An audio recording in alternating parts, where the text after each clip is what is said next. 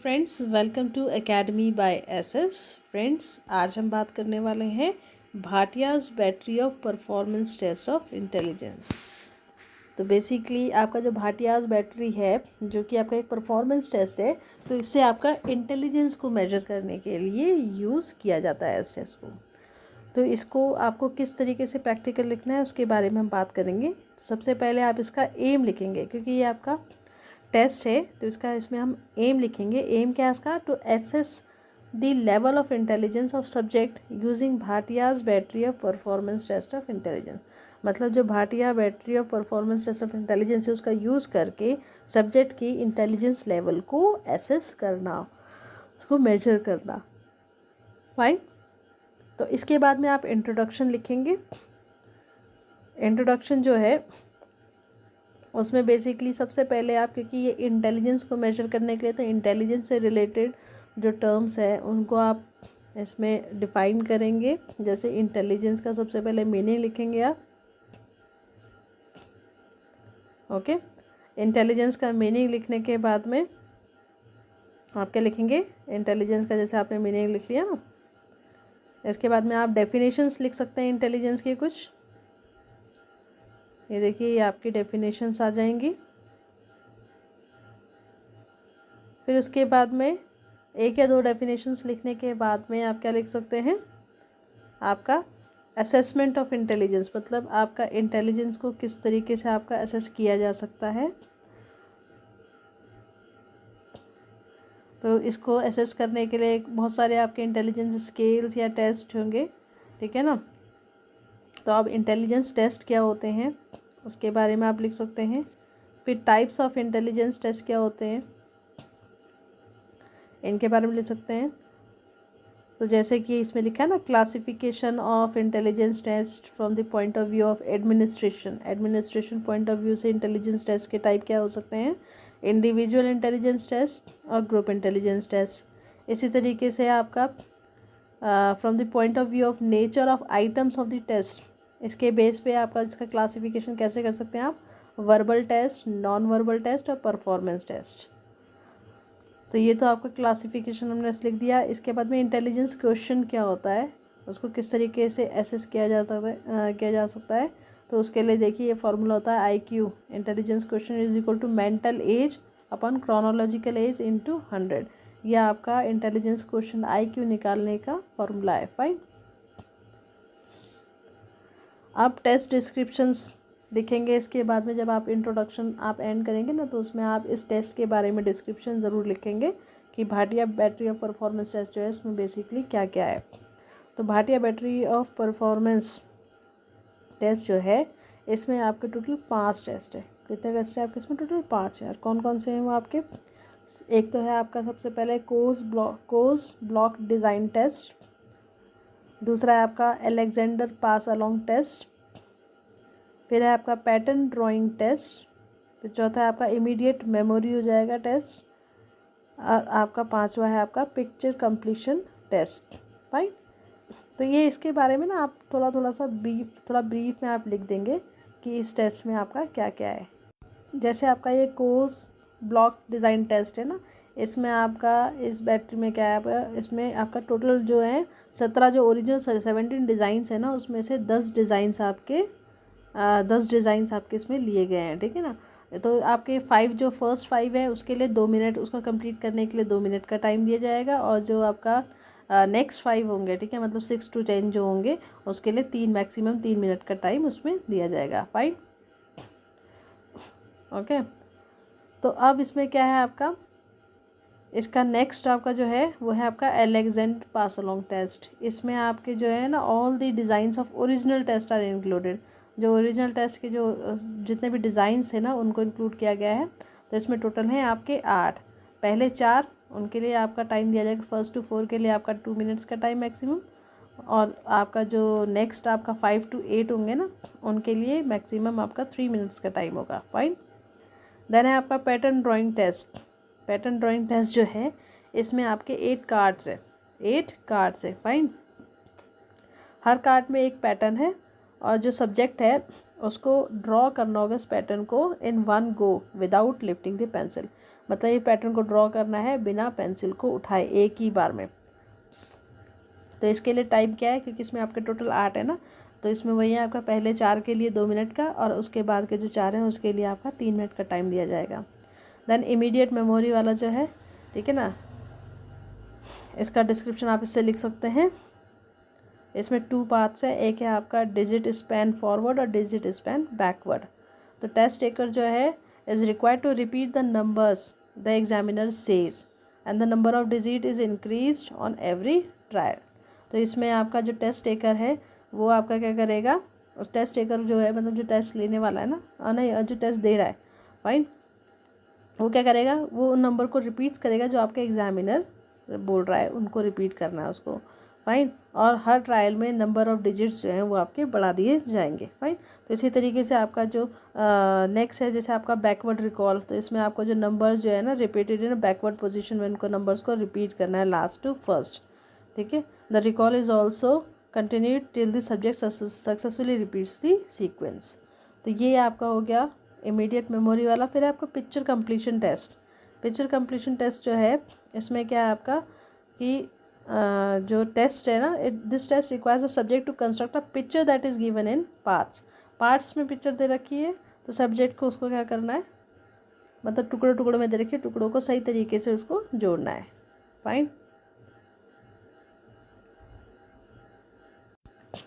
तो इसमें आपका टोटल पिक्चर कंप्लीशन में आपका टोटल 5 पिक्चर्स होंगी इसमें, ठीक है ना। 2 पिक्चर्स जो है उसके लिए 2 मिनट्स का टाइम दिया जाएगा और जो बाकी की 3 होंगी ना, मतलब आपका 3 to 5 जो होंगी उनके लिए 3 मिनट का टाइम दिया जाएगा। तो बेसिकली जो ये अगर हम individual administration of this test जो है, अगर इस टेस्ट का इंडिविजुअल एडमिनिस्ट्रेशन किया जाए तो उसमें 1 घंटे से कम का टाइम लगता है और मैक्सिमम इसमें 95 मार्क्स हो सकते हैं। Can be obtain in complete test में मैक्सिमम 95 मार्क्स मिल सकते हैं, फाइन। तो इसमें देखिए मैक्सिमम हर टेस्ट के लिए ना मैक्सिमम मार्क्स बता रखे हैं। जैसे फर्स्ट के लिए 25, सेकंड के लिए आपका 20, थर्ड के लिए मैक्सिमम 20 और फोर्थ और फिफ्थ के लिए मैक्सिमम 15, फाइन। इस जो इसका ये टेस्ट है ना, इसका जो मेन ऑब्जेक्टिव है वो क्या है, जो इंटेलिजेंस लेवल है ना चिल्ड्रंस का, उनको क्या करना, मेजर करना। साथ ही साथ में जो आपके एजुकेटेड और इलिटरेट इंडियंस हैं उनका भी इंटेलिजेंस लेवल ये मेजर कर सकता है, ओके। तो ये हो गया आपका इंट्रोडक्शन कंप्लीट। इसके बाद में आप वेरिएबल्स लिख लेंगे। ये देखिए आपके वेरिएबल्स लिखा है इसमें, इंडिपेंडेंट और डिपेंडेंट वेरिएबल्स।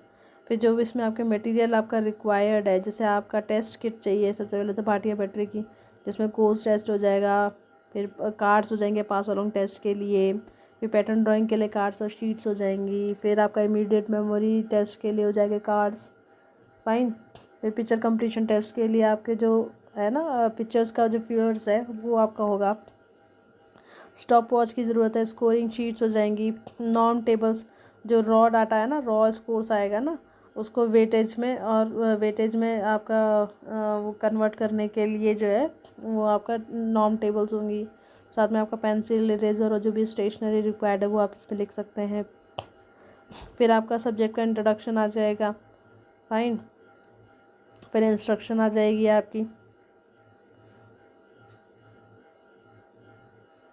ओके। तो इंस्ट्रक्शंस आपकी जो भी आपकी इंस्ट्रक्शंस होंगी प्रॉपर आपके इसमें मेंशन की जाएंगी, है ना, जो कि आपको किसको देना है, सब्जेक्ट को आप प्रोवाइड कराएंगे। कि सबसे पहले जैसे बिगिन करना है कोर्स ब्लॉक डिज़ाइन टेस्ट से,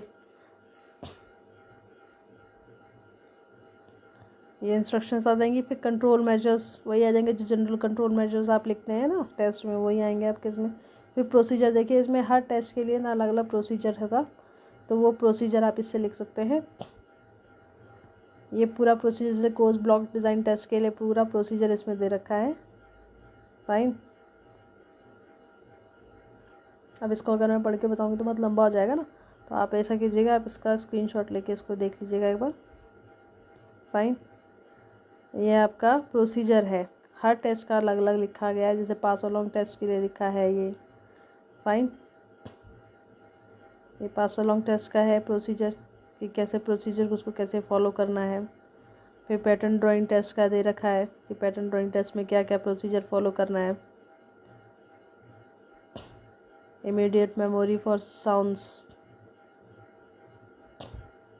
ठीक है। इसमें आपका जो डायरेक्ट हो जाएगा और दूसरा एक रिवर्स वाला, दोनों का प्रोसीजर लिख रखा है। Then this is picture completion test. अब इसकी स्कोरिंग कैसे की जाएगी ये मैं आपको बता देती हूँ। जैसे आपका कोर्स ब्लॉक डिज़ाइन टेस्ट है ना, इसमें मैक्सिमम 25 स्कोर होंगे, ठीक है ना। अगर मान लीजिए जो सब्जेक्ट है वो 1 मिनट के अंदर अगर कर लेता है तो उसको, ये पहले 5 डिज़ाइन के लिए बता रही हूँ मैं आपको ना, पहले 5 डिज़ाइन के लिए बता रहे हैं हम, फर्स्ट 5 के लिए, कोई टोटल 10 होते हैं ना इसमें। तो फर्स्ट 5 के लिए अगर वो 1 मिनट के अंदर कर लेता है तो 2 नंबर, है ना। और अगर 1 से 2 मिनट का टाइम लगाता है तो फिर 1 नंबर। और अगर मान लीजिए इसके बाद चाहे वो सक्सेस हो चाहे फेलियर हो तो आपका 0 नंबर मिलेगा। इसी तरीके से 6 से 10 जो डिज़ाइन है ना, मतलब जो नेक्स्ट 5 होंगे उनके लिए अगर 1 मिनट के अंदर कर लेगा तो 3, 1 से 2 मिनट के अंदर करेगा तो 2, फिर 2 से 3 के अगर अंदर करेगा तो 1 नंबर। और अगर इसके बाद 3 मिनट के बाद अगर वो चाहे वो सक्सेस हो चाहे फेलियर हो तो 0 ही मिलेगा उसको। इसी तरीके से आपका ये आपका हमने क्या करा है, डाटा भी ले लिया है ना। जो भी डाटा आपका आएगा आप डाटा अपना डाटा टेबल अपने हिसाब से ड्रॉ कर लीजिएगा, अपना बना लीजिएगा और डाटा अपना खुद का कलेक्ट कीजिएगा। ये है जैसे डाटा, इसका टोटल ड्रॉ स्कोर लिख दिया। फिर इसी तरीके से पास अलॉन्ग टेस्ट है, इसमें आपका टोटल स्कोर मैक्सिमम स्कोर 20 हो सकता है। तो फर्स्ट 4 जो आपके होगा उसके लिए आप कैसे मार्किंग करेंगे। अगर 1 मिनट के अंदर हो गया तो 2, अगर 1 से 2 मिनट का टाइम लगाया तो 1, और अगर इसके बाद मतलब 2 मिनट से ऊपर जो भी टाइम लगाएगा चाहे उसमें फिर सक्सेस हो चाहे फेलियर हो 0 नंबर मिलेगा। इसी तरीके से आपका नेक्स्ट 4 के लिए मतलब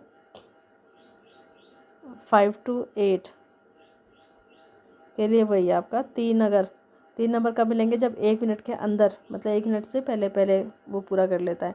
और 1 मिनट से 2 मिनट का अगर टाइम लगाता है तो फिर 2 नंबर। और अगर 2 से 3 मिनट का टाइम लगाता है तो 1 नंबर। इसके बाद का अगर टाइम लगाएगा तो फिर 0। तो इसी तरीके से ना आपका ये टेस्ट भी लिखा गया है और ये स्कोरिंग कर रखी है उसकी पूरी, ठीक है ना। डाटा आपका इसमें दे रखा है, आप इसे डाटा को अच्छे से देख सकते हैं, डाटा फाइन।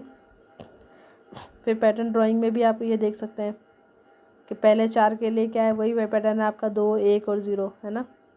2 आपका अगर 1 मिनट के अंदर, अगर 1 से 2 मिनट के अंदर लगा रहा है तो 1 नंबर, और अगर उसके बाद लग रहा है तो फिर 0 नंबर। फिर नेक्स्ट 4 के लिए मार्किंग वही 3, 2, 1 की मार्किंग है, ठीक है ना। फिर आपका ये आपका टेबल है, इसको देख सकते हैं कि सब्जेक्ट ने कितना ऑब्टेन किया है वो आपका इसमें मेंशन किया गया है। फिर इमीडिएट मेमोरी टेस्ट में मैक्सिमम 15 हो सकता है।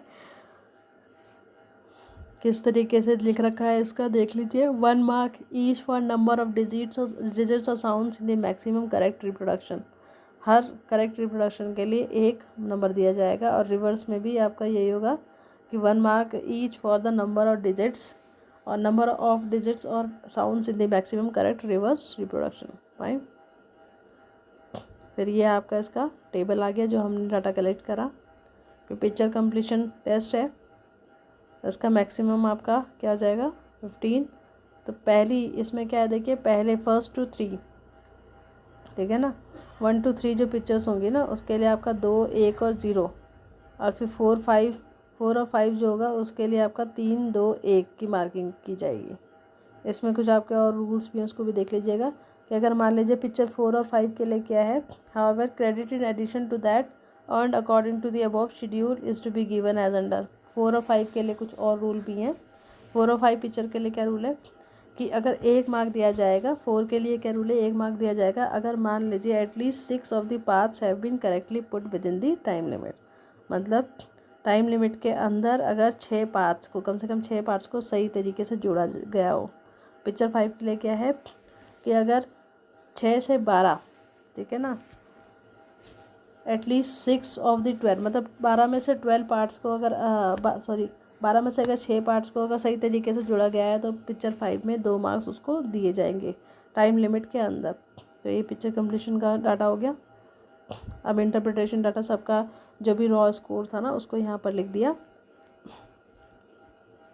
फिर इसमें आपका जो कैलकुलेशन ऑफ IQ जो है ना, कैलकुलेशन ऑफ आई क्यू जो है वो किसके हिसाब से होएगी, वो आपका जो भी आपका ये जो रॉ डाटा है ना, जैसे आपका रॉ डाटा आपका 65 था, तो हमने एज के हिसाब से आई क्यू जैसे निकाला, ठीक है ना, आई क्यू निकाला, उसमें आपको जो ये बैटरी परफॉर्मेंस टेस्ट होगा ना, इसमें आपके कुछ नॉर्म टेबल्स और कन्वर्टिंग टेबल्स भी होंगी, ठीक है ना, जो डाटा को कन्वर्ट करेगी वेटेज स्कोर्स वगैरह में।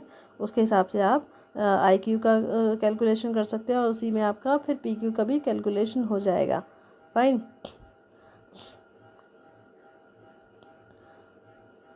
तो ये आपका पी क्यू उसमें आ गया। ये ध्यान रखिएगा कि पी क्यू का जो भी वेटेज स्कोर होगा वो 4 टेस्ट के बेस पे होगा, जो 5 में से 4 टेस्ट के बेस पे, जबकि आई क्यू का जो होगा वो 5 के 5 जो है उनका रॉ स्कोर्स को ऐड करके मिलेगा। फाइन। अब उसके बाद में आप ये कंक्लूजन लिखिएगा, जो भी आपका कंक्लूजन आ रहा है कि उसके हिसाब से उसका जो आई क्यू है सब्जेक्ट का वो किस कैटेगरी में आता है, उसे आप मेंशन करेंगे, फिर आप ये रेफरेंसेस लिख देंगे। ओके, तो ये आपका ये हो गया कंप्लीट। अब इसके बाद में हम